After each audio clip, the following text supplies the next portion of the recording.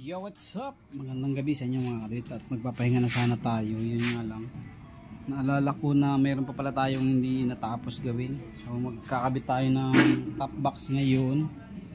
So ito yung pininturahan natin. Pakita natin.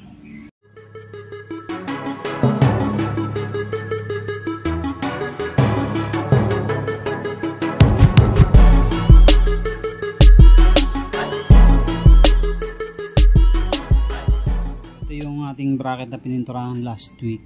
Yan, kinalawang na kasi yan dito. Ginrinder natin pati dito. Yan, tapos ito. Ayan yan, kinain na ng kalawang yan. Pansin nyo, mayroon na siyang ukab-ukab. Pinintahan natin yan. Tapos to, so nag-prevention na ano tayo,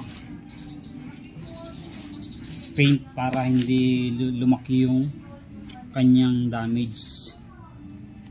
So pininturahan natin. So ngayon ikakabit natin. Medyo gabi na, pero pinapakabit kasi ni Commander ito eh. Kabit natin para bukas ay magamit.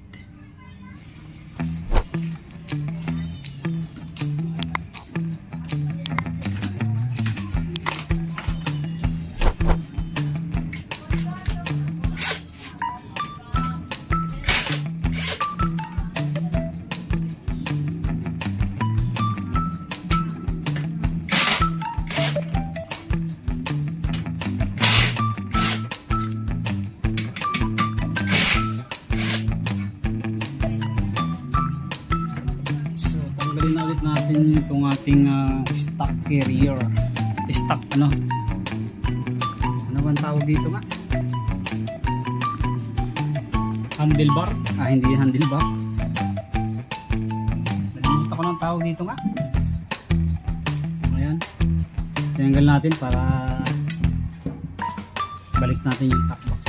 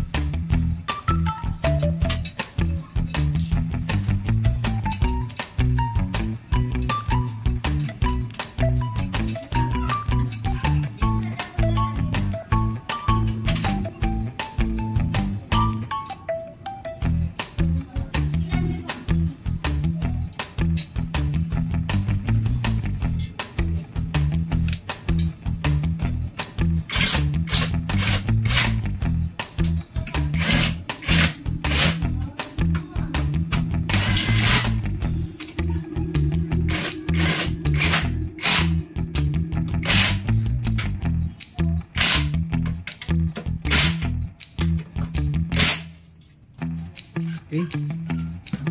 Tapos balik natin yung ating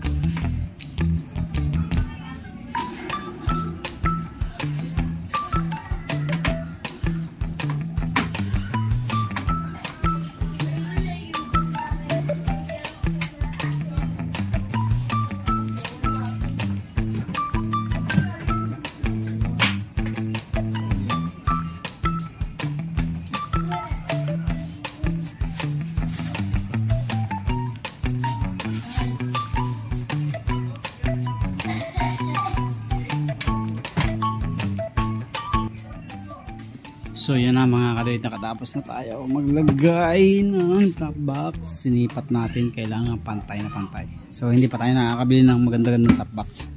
So yung top box na yun galing pa sa Mio natin. So saka na tayo bibili pagka meron? Wala rin? Saka na tayo bibili pagka nagka-budget na tayo, tsaka mabigat kasi. So ito, okay na din ito sa akin kasi bagay dun sa hugis ng motor ayan, kunting linis lang yan, tapos palaging alaga ay ayos na rin yan. So yan na mga kadit, magagamit ulit natin bukas yung ating motor.